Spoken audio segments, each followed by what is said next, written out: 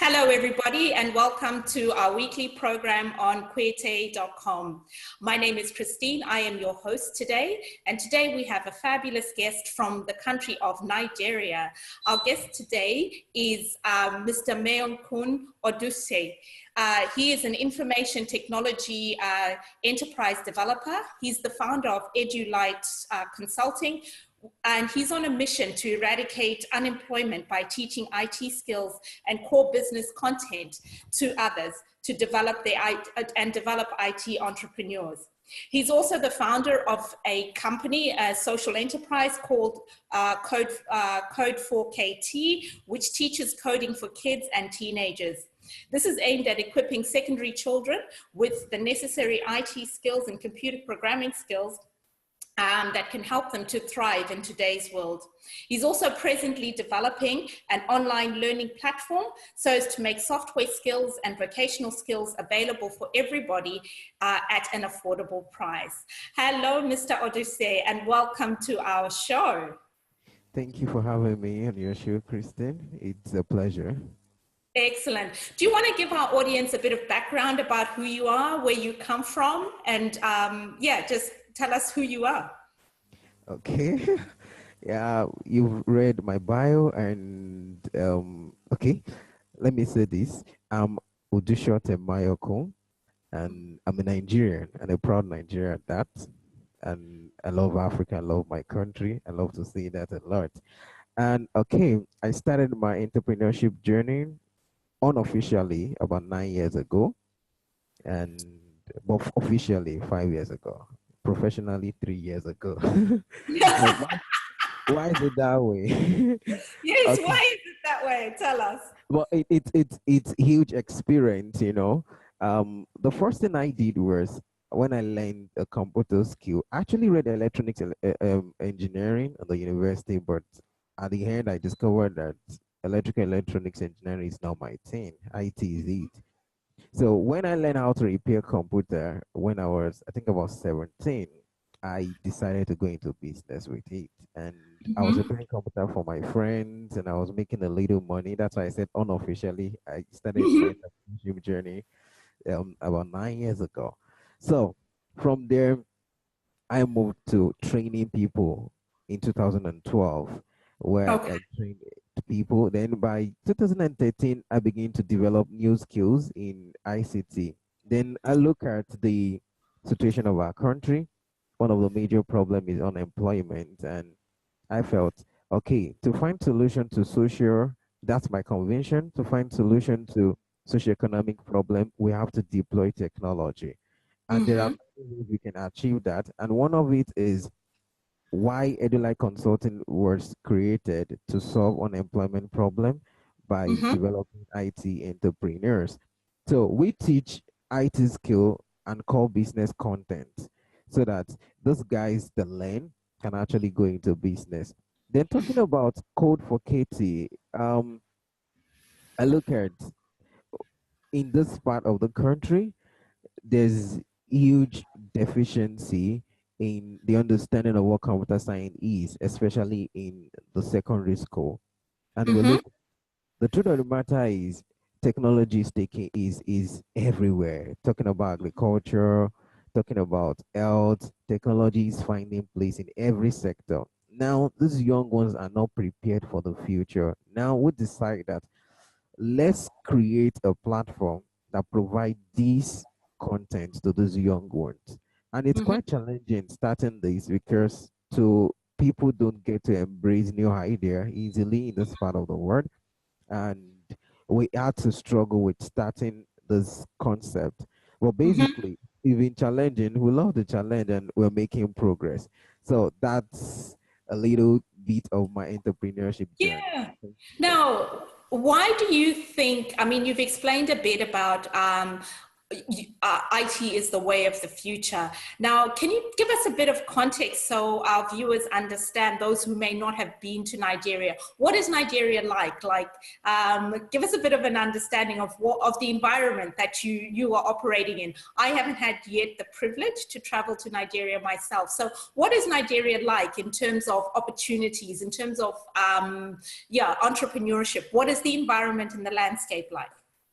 Okay, Nigeria, it's a very friendly nation, especially to outsider.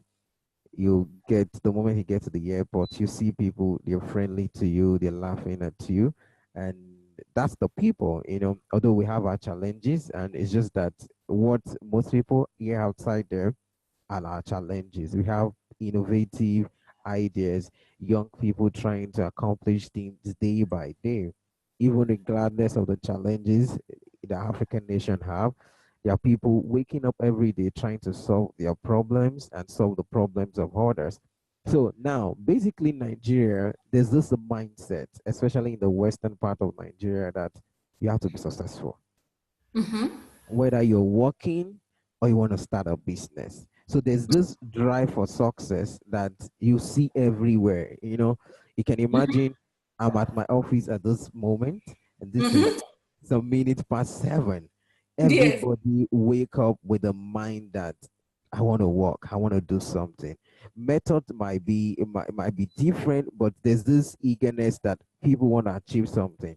So that is And that eagerness is something that I find in a lot of African countries. I'm from Zimbabwe myself, and yeah, so that eagerness that people wake up and they want to go and get stuff, and despite the economic hardships, like there's no social welfare in Africa. yeah, People, if you, I joke with people and I say to them, if you don't work, you don't eat. It's not up for negotiation. yeah, So definitely. so, and I've met a lot of Nigerians and they're extremely enterprising. So people are always looking for opportunities. So what are you seeing the shifts with technology? Because you're in the technology space, you're in the education space. What shifts are you seeing, and what are the gaps that you're seeing that are are kind of major challenges for really driving that entrepreneurial spirit that is naturally there in Nigeria? Okay. Before I answer this question, let me just drop this. Pain is a huge motivation.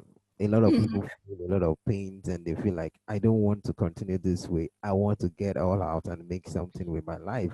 Then talking about opportunities and what brings about this drive, and let me say this, is this huge um, acceptance and realization that entrepreneurship is a solution. Looking at our economic situation presently, Nigeria has always lived and strive on the sales of crude oil, and now Okay. the problem in the international market, the price of crude oil has gone so low. Now there's a huge preaching, let me call it preaching towards entrepreneurship and diversification. And one of Mm. the ways Nigerian can make good, um, um, can achieve a diversification is to look at technology. And there's this huge devotion of the government towards that area. Okay, Mhm. I'm not a politician, but this I want to say this: the there's some of the government policy that Mhm. is drive towards entrepreneurship, which is an encouragement to people that want to go into their own business. There are grants, there are loan offers that Mhm. makes it possible for young entrepreneurs, even startups, want to go into business. But it's just that the opportunity are small to the number of people that need those opportunities. Excuse me. So it makes it highly competitive for you to get um, um, those opportunities that are available. And another problem might be because people are not well skilled. There are people that Mm. really want to go into business but don't have that skill to drive a business. Some people, like I said earlier, pain is a motivation. When you Mhm. try to get a job and you don't get a job, the next thing you want to think about is to start a business. And that's Okay. what happened.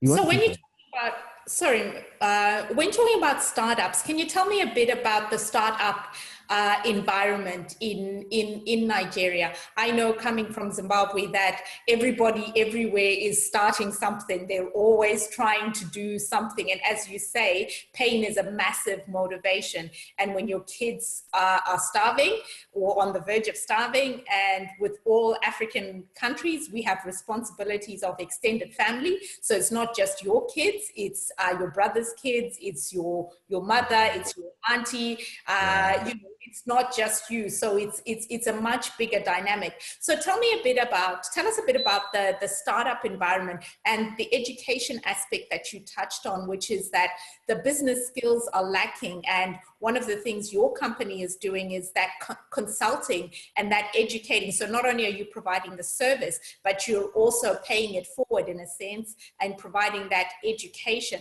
Can you tell us a bit about what does the startup environment look like, and those business skills? What are those core business skills that you feel are lacking that can help businesses to really thrive in Nigeria? Okay. Nigeria is a peculiar nation. You can't pick an idea from a foreign country and bring it to Nigeria. It won't work. The business model won't work. And every part of the nation has its own peculiarity in terms of business. The biggest place is Lagos. That's Mm-hmm.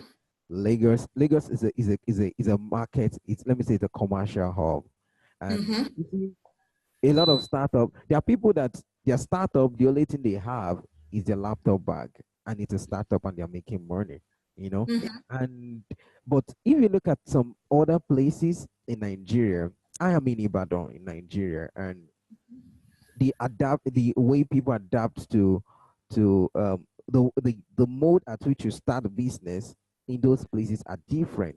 And basically the startup environment is quite friendly, and there are a lot of opportunity because there are a lot of needs that are yet to be met. And Mm-hmm. it is just that looking at a particular need and trying to construct, because one thing about Nigeria that's peculiar is if you don't present the solution in a Mm-hmm. way people will accept it, you might Mm-hmm. have a very good solution, but they won't accept it. Now, Mm-hmm. talking about education, there's a shift in the education. There was a shift about 4 years ago when the government introduced computer-based tests for there's an exam that you take before you enter university in Nigeria. They call it UTME. So they introduced computer-based tests. Now the schools have to adopt that by training their kids in the students in secondary school on how to answer question on the computer, which was not existent before. Now, this opportunity opened up a business to a lot of people. Now, Mm-hmm. talking about skills, now there are people that want to learn that they are being they're being motivated to go into entrepreneurship. Mm-hmm. One, one of the major challenge every person say is capital. But the problem is the capital is not the challenge, is Mm-hmm.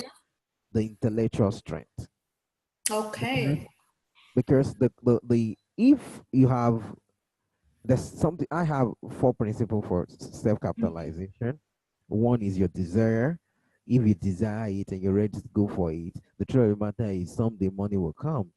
Your Mm-hmm. professional network, okay? Mm-hmm. Those people around you, if you have people, the right set of people around you, the right team, you can get things done. Then we will have I have I think the third one is intellectual strength. How much you engage in reading. You want to know about your trade, about what you do.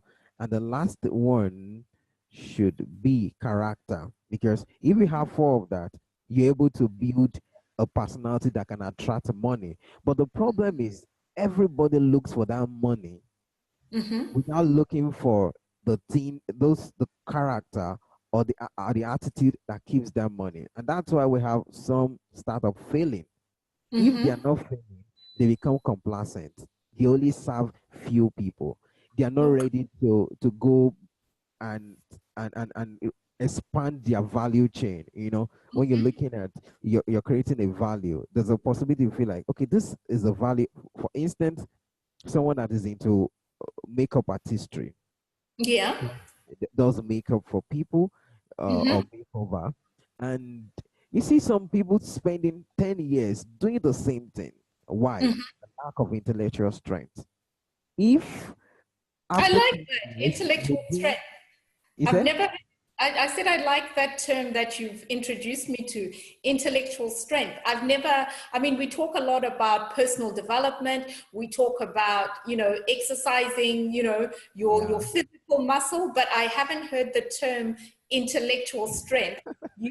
in the way that you're using it, and I think that's a very valid point. What do you do to support your own intellectual strengths? Like, what are some of the books that you're reading that are influencing you and shaping, the entrepreneur that you're becoming? Okay. Um, I do a lot of reading and both spiritual books and motivational books. Some Mm-hmm. of the authors that I've read um okay, I've read Brain Tracer, I've Mm-hmm. read Farah Gray, I've Mm-hmm. read um I want to start remembering all the authors I read. But No, I think no. let me talk about the titles. Let me talk Yeah. about Robert Kiyosaki. One of the book that really changed me was Rich Dad Poor Rich Dad. Dad Poor Dad. Yeah, I read it. I read it in my final year when I finished my final exam at the university. One of my Mm-hmm. friends saw me reading the book. He said, my friend told me, he said, Mayako, if you have read this book in 300 level, you will drop out. So Mm-hmm. because the way Kiyosaki and the truth of the matter is, it gives Uh-huh. an understanding that financial intelligence, you don't get it in Mm-hmm. school, in most Yeah. schools. Yeah, even some MBAs don't teach that. You have Mm-hmm. to think outside the box and all those things. So Yes. it, it's reading, and at the same time, I make sure I engage to listen to good mentors. I attend business seminars. I'm open to learning. That's one of the ways you build intellectual strength. And I listen to people that are ahead of me. I make sure that I within my professional network, I make sure that people that are more experienced than me, those are the Mm-hmm. people I want to relate with. I want to hear them speak. I want to listen to the solutions they have created. I want to know what they're doing. And I personally make research about some startups and even Mm-hmm. listen to their founders talk to know what was the mind behind that. And when you listen to certain, you become challenged.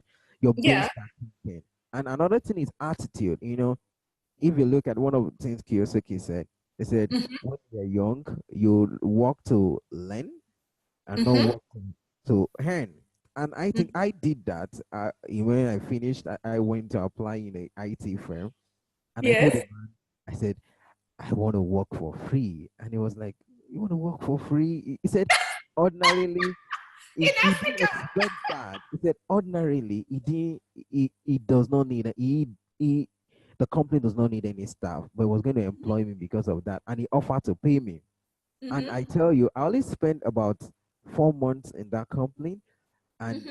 before I left, I became the manager of the company, Yeah. which one of the reasons is when I got there, it was as if there was nothing for me to do Yeah. because every operation there are people doing it. Now I needed to start thinking, how do I Mm-hmm. make an impact here? And this what contributed to that was I read a particular place in the Bible. I read a particular place in the Bible that talks about Joseph being, the story of Joseph. It was in the Potiphar house. Before you know it, Yeah. He he was started running the show. he was like the person that does everything. So I Yeah. felt I can't just stay here and be idle. And I brought on an idea. The idea I brought out didn't work out.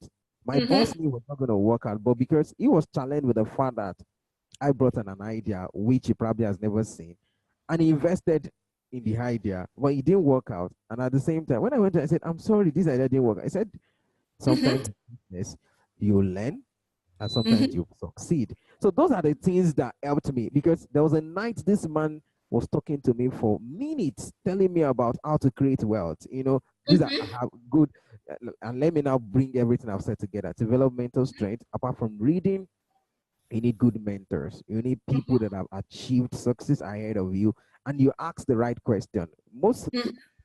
problem of young people is they want to ask for money. It's not about asking for money. Ask the Mhm. right question. Ask them how did they make it. They were gonna those mentors gonna say a lot of things. People that are ahead, because if your first desire is money, Mhm. you're not gonna get the money Mhm. most of the time. But if you have good people, good network, even Yeah. if there's no money, you can easily with the network, you can easily build let me say, you're not afraid of going to zero because you have Mhm. good people around you. That even if you have an idea, they want to invest in it. They want to invest in it. Excellent. Can you tell us a bit about Code for Kids? Now, what fascinates me is that the growth of STEM. So basically, here, science, technology, engineering, and maths and arts is really a growing trend in the sense Yeah. of this is the way of the future. And I'm really fascinated that you're going and introducing a program about coding at a grassroots level. I have a 13-year-old boy, and I encourage him to be part of the school's code, what they call the Code Club, which is a club where they teach children how to code. How did Code for KT come about? How did you come about to be in this space?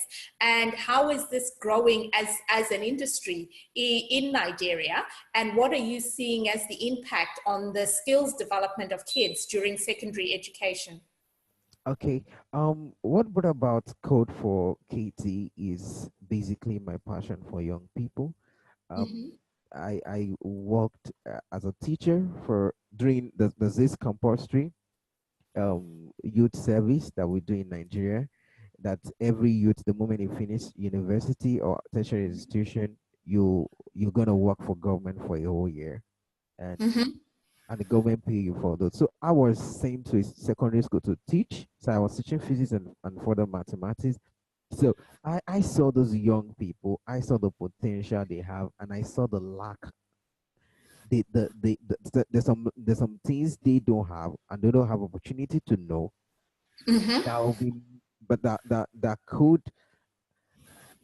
be detrimental to their future if they don't know it. So Okay. now we decided to look at it this way. How do we equip those young people with this skill? Mm-hmm. Now we felt let's create a platform that can make this happen. Then at the same time, I look at the advanced country. I look at the leading IT entrepreneurs, like Mm-hmm. likes of Zuckerberg, Bill Gates, Jack, founder of Twitter. Mm-hmm. Compostone, they learn computer programming when they were young. Okay. So, like Bill Gates said, he started at the age of 13. Jack Mm-hmm. said he started at the age of 8. Mark Mm-hmm. Zuckerberg said he started at 6th grade. So now, how do we bring those young people? Because there's a way the young people think. They think more possibility than the elderly. So Yeah, they're if not set in their ways. is that They're not set in their ways. Young people are not set in their ways. Yeah, definitely. So so we felt, okay, let's bring this skill to those ones. They can actually build a solution. Mm-hmm. But if they don't have the skill to build a solution, it's impossible for them to build it. And at the same time, we're looking at we need to prepare them for the workspace, the No. future workspace, because the Mm-hmm. future workspace will be driven by technology.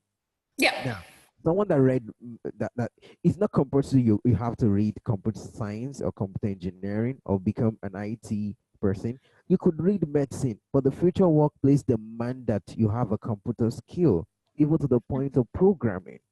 Because Mm-hmm. let me give an instance. I was on a project. We're developing an electronic medical record Mm-hmm. platform for a complaint. We Oh, needed a doctor on a team because he understands the workflow of a hospital operation, and we want to develop an hospital operation into an app. So we need. So imagine that doctor has a programming skill. So he looks at how he can solve a problem within his own sector using mm-hmm. technology. So that's what we'll look at, and many more things we'll look at, and we created Mm-hmm. Meeting. So is this program, now tell us how this program is structured. Is it a fee-for-service program? Is this a government-funded program? How is this program funded? Okay, for a start, since it's a social enterprise, for a start, well, Edulite Consulting is funding it. You know, Okay. Edulite Consulting is So your funding own it. firm is funding it? Yeah, my company is funding it. Well, we're looking at interventions from government or uh, um any organization that really want to help us achieve our goal. And this is one of the things we're doing. We felt we have a very challenging vision. We're looking at training about 10,000 kids every year.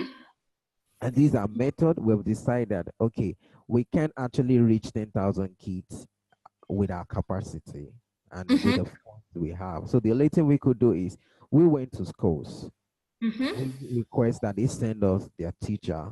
We teach them the content. We teach the teacher the content, and the teacher goes back to the school to teach the kids. So, like next week Wednesday, we'll be having some teachers coming to our company where we're going to teach them computer programming in a minified form that Oh, the kids can teachers as understand. well. Yeah, the teacher. So we teach the teachers go back to school to teach the kids because Oh, we train the can really, trainer model. is Yes. that? And no, I said, so you have a train the trainer model. Excellent. Yeah, a trainer model. That's the model we're looking at because we can reach out to those. Although we within the company we train kids though, but the reach we might not be able to achieve our vision with that method. So we went for that model, and our trainees are entirely free for the teachers, Oh, and they provide the course material for the student. So that's the only way we try to make money from the venture to sustain it is on certification, which is optional. So any student that want to earn a certificate for the program he or she learned, they pay a token, which helps us to keep the program running. And we're looking at if we're able to achieve our goals, we'll be seeking for sponsors that will want to sponsor this kind of venture. Oh, that sounds amazing. And that leads into probably the next topic that I want to talk to. So now I'm in Australia, and I'm passionate about Africa and African entrepreneurship and what's happening in the continent. And you are based in Africa. What are the opportunities for you and entrepreneurs in Africa to connect more with entrepreneurs overseas? One of the biggest drivers behind our platform is to empower, educate, and entertain. So we are looking at empowering and educating the African diaspora that's overseas about the amazing and wonderful things that are happening on the continent of Africa. But it's also a platform where we can look at connecting you and raising our profile about what is happening. What opportunities do you see for us Africans who are living overseas, who are living out of Africa, to collaborate and do amazing things on the continent of Africa?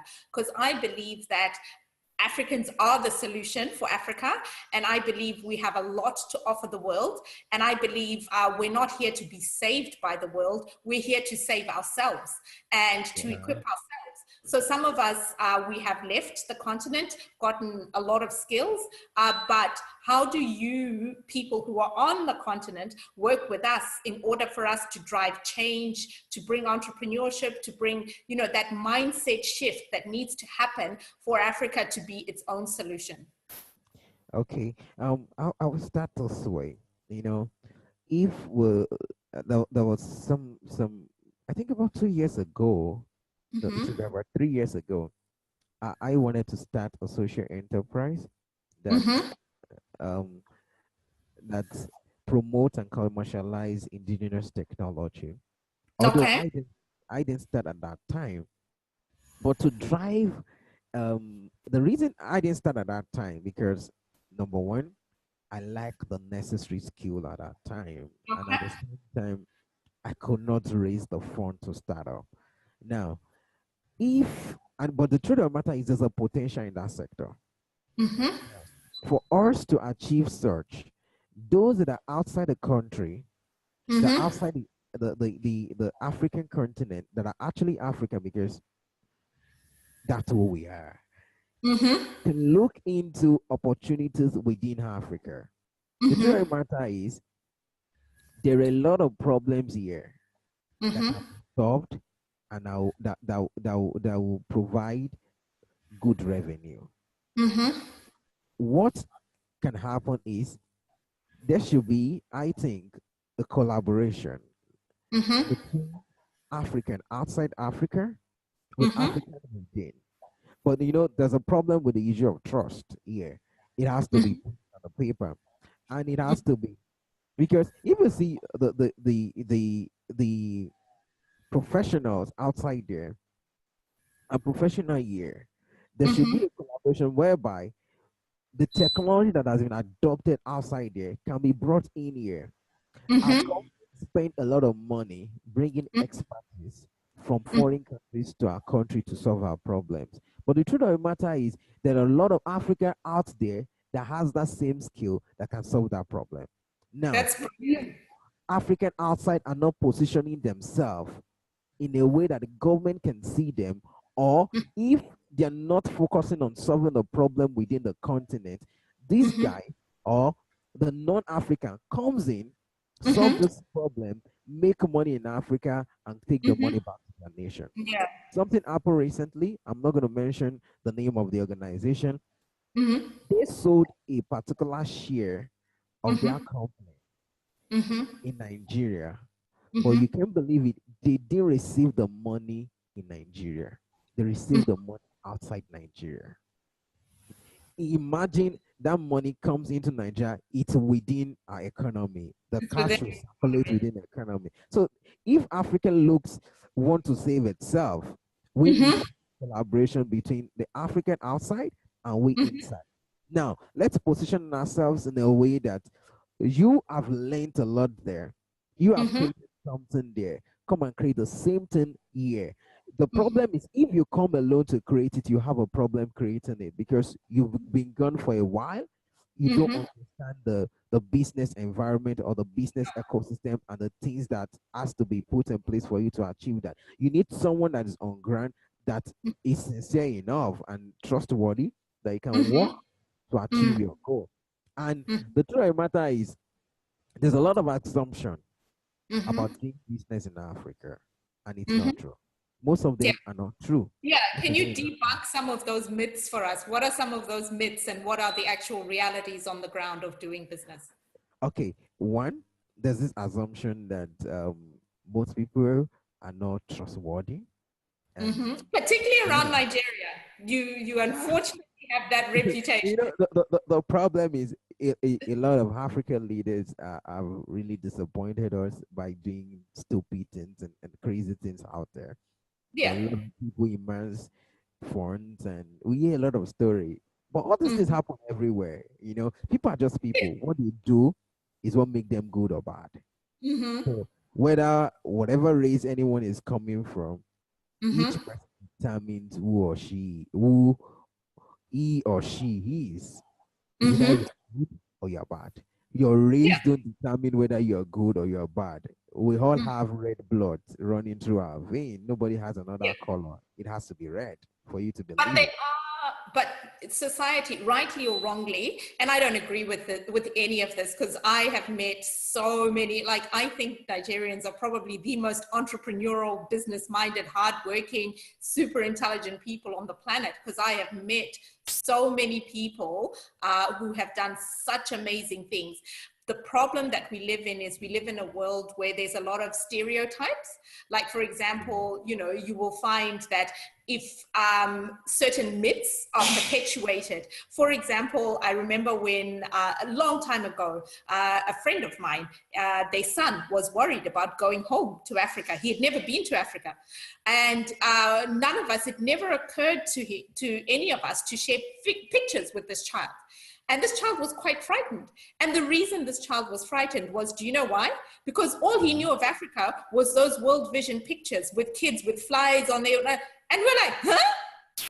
That's the image that he had of Africa. So that's what I mean by stereotypes and myths, which are completely false. Like, people assume that if you partner with somebody in Africa, because somebody had a bad experience, you know, I'm going to get ripped off, but that's not the reality on the ground. So what business collaborations or synergies, particularly around IT, because that doesn't require a physical presence. Like, for us to do this interview, Yeah. I'm in Brisbane, you are in Nigeria. We've managed to connect through technology. So using that as a platform, how do you think we can enhance a bit more collaboration with the diaspora to actually look at real investments that are going to start to really shift the dial for Africa?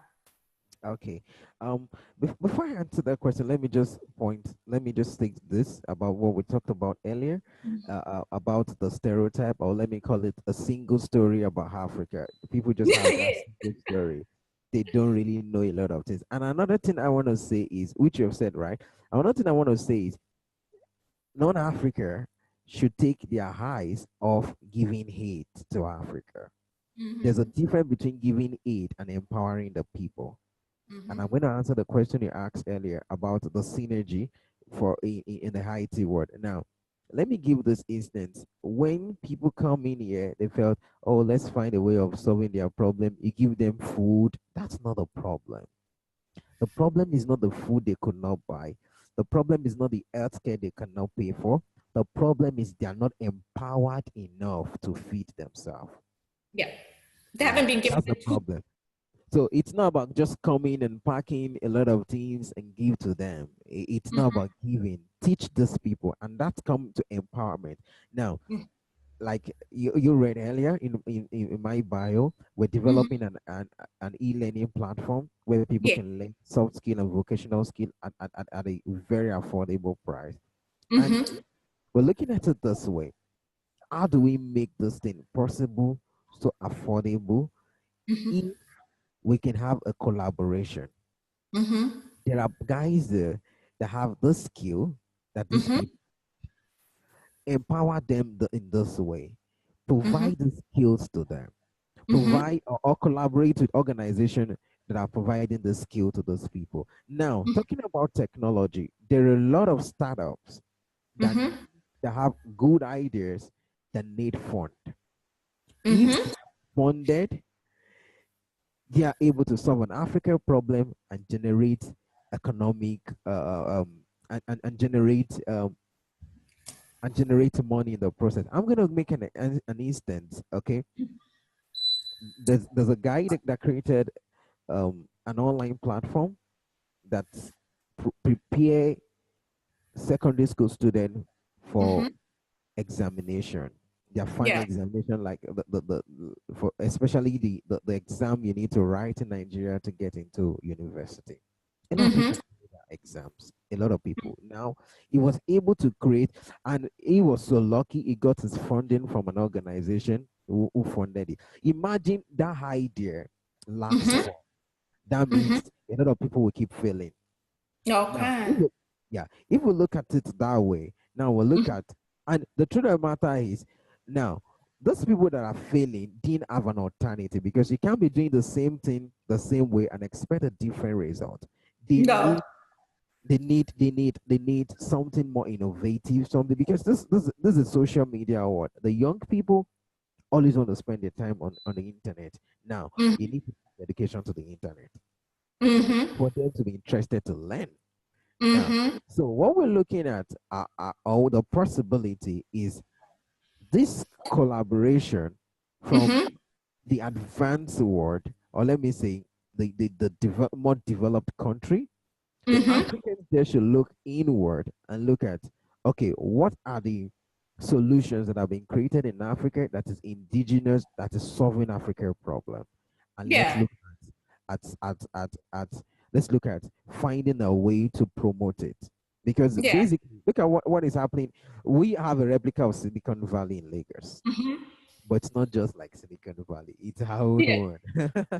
But the truth of the matter is, those guys are really doing a lot of work, and they are collaborating with foreigners to promote young guys that are engaging in ICT. And I want to mention these because part of those things we're looking into doing in recent time.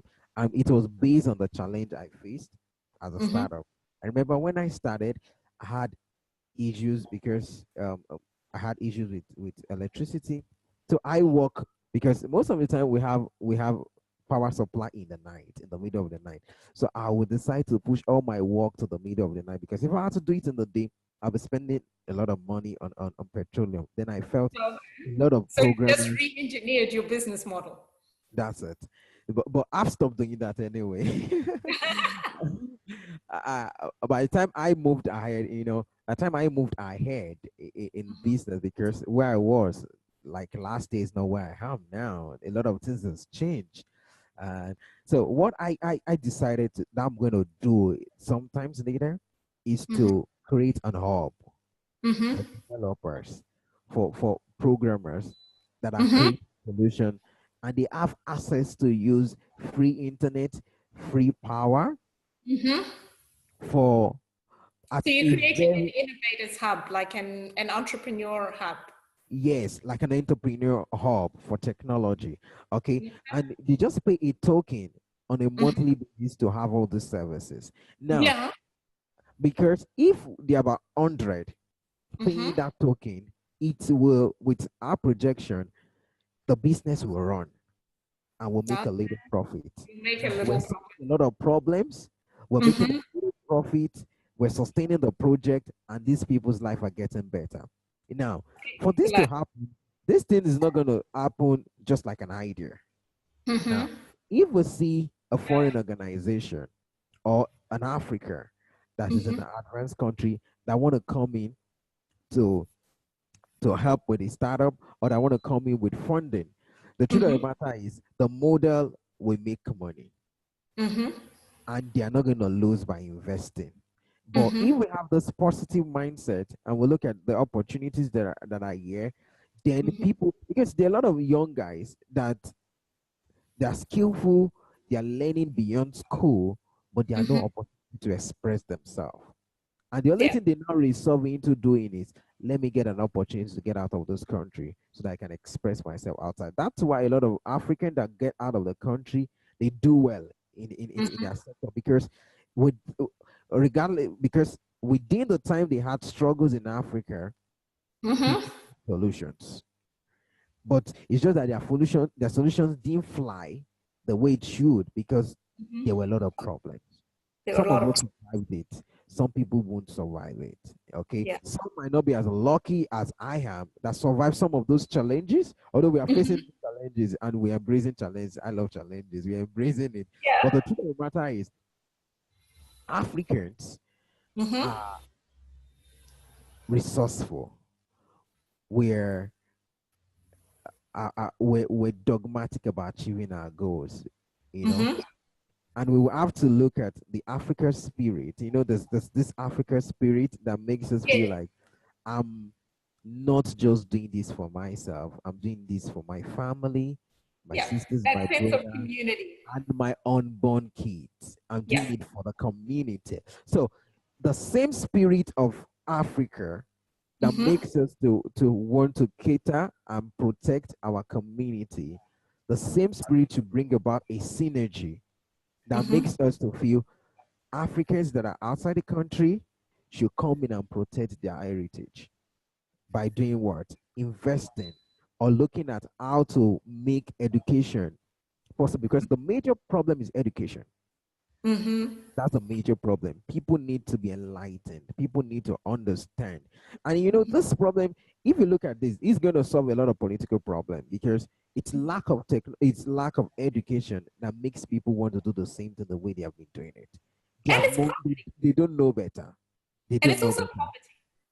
And it's also poverty, which is the underlying cause, because even if you are educated, if you've still got a lot of bread and butter issues yourself personally, a lot of that then infiltrates how you rule and infiltrates a lot of, the corruption that sometimes we see, a lot of it, and you've seen it, and it's not just Africa, you see it even in Europe. If you go back in their history, a lot of what we're going through, you know, those developed countries have gone through before while they're dealing with a lot of their underlying issues. Maykoun, we're coming towards the end of our time together. Okay. I'd like to just ask, you know, a couple of rounding off questions. Before I ask my final question of you, where can people find you? Like, where can people find you online? Where would they find you if people wanted to find out a bit more about what you're doing? Okay. My business website is www.edulightconsulting.com.ng, and for the code for KT, that's coding for kids and teens, is www.codeforkt.com. And I have my office at Ibadan. That's first floor Leventis building, Lebanon Street, Dubai, Ibadan. Excellent. Now, what is the impact that, sorry, were you still giving us more places to find you? I just want to mention my social media handle. Yes. Where's your social? Yes, social media. Definitely tell us how we find you. Well, my Facebook, on Facebook you find me, or okay, on Twitter you can find me on Edulight Consulting. Then on Facebook, Maykoun Odusote, and Instagram Edulight Consulting. Now let me listen to your question. So my final question is, what is the impact that you're wanting to have with everything that you're doing around education? What is the impact you're wanting to have on Nigeria and on the world? Okay. This will be my greatest joy, because I'm looking at, if we can reduce unemployment to as low as 30%, because the truth of the matter is, about 1.8 million students graduate from our institution in Nigeria, and less than 50% of them get a job. And when I mean getting a job, I'm talking about people that get a job that is lucrative, that can actually cater for their needs. So we're looking at, if we can solve, because every of our entrepreneurship drive is towards solving that same problem. We want to get rid of unemployment. So my greatest desire and my wish is, one, the African child gets a quality education. Two, an African youth get employed or have a business so as to live a quality life. That's my greatest desire as a person. One of my greatest desires. Thank you so much for joining us on our show. Thank you so much for your time. We are sure you and Edulite Consulting and Code KT for Kids are going to go and do amazing things. We're grateful you got up early in the morning to be on our show, so our viewers can learn a bit more about IT and the consulting and all the amazing work that you're doing in Nigeria. So we'd like to thank you for your time today, and we look forward to keeping connecting with you and watching you as you grow. So thank you. Yeah, thank you, Christine. And I think this program you're doing, it's a very good initiative. It's part of the collaboration we're talking about. You're taking the African entrepreneurs to the world to see, and which is very good. It's commendable, and I pray that it gets better and bigger. Thank you so much for having me. Well, thank you so much for being our guest. Yeah, bye. Bye.